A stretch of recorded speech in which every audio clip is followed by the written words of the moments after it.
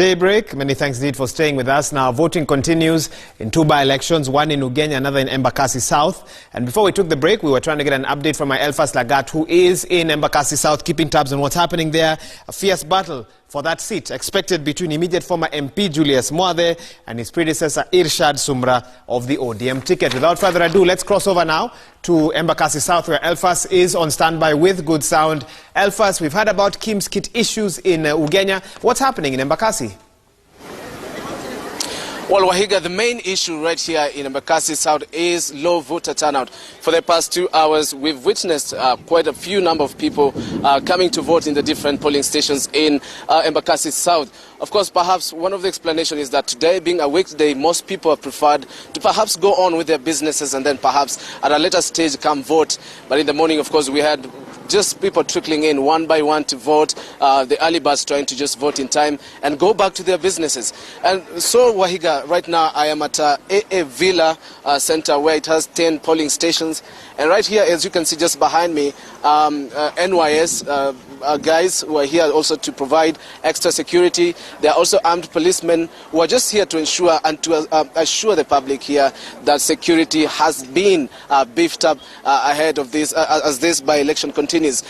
Ordinarily, Waiga, again, you'd understand that by-elections normally record low numbers of voters as opposed to, and compared to general elections where quite a number of people turn up to vote, given that there's the presidential elections, voting for their governors, senators, women representatives. But in this case here at Embakasi-south, it is just a by-election for Member of Parliament. And of course, as you mentioned again, two front-runners, Julius Mwathe of Wiper Party, and of course, Irshad Sumra, who is running on ODM ticket. Right now, their posters are also prominently displayed. Of course, but again, there are other 13 contenders also wishing and hoping to establish their mark in the geopolitical space of this constituency, which is just within Nairobi city.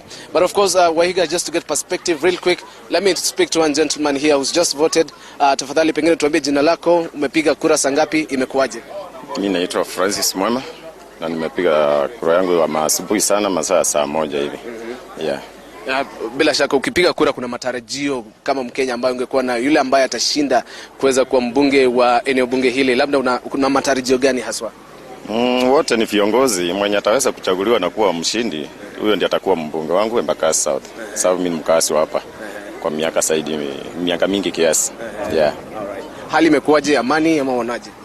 Hali ya amani hakika naweza sema hali ya usalama imeshuhudiwa kila kona. So hatujasikia mahali ama fujo ama furugu mahali popote pale katika Embakasi-south constituency yote.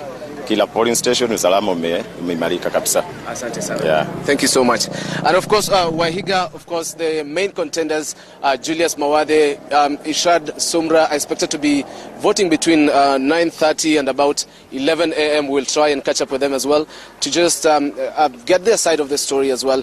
But we will be keeping our eyes on this development, the by-election, and of course, at 5 p.m. there'll be no new entrance into the voting lines. They'll close, but those who will be on the line will be allowed to vote. And then, of course, the tallying would commence. And as I mentioned earlier, it will be held in a main tallying center that is right inside Mukuru Police Post, which as well is interesting because it is a pointer. I spoke to the returning officer, Abdikadir Ahmed, saying that is a pointer to just enable this whole process to be free, fair, and most importantly, peaceful. So, Wahiga, we will stay on this story and provide more details as to when we have them. Wahiga. Thank you so much.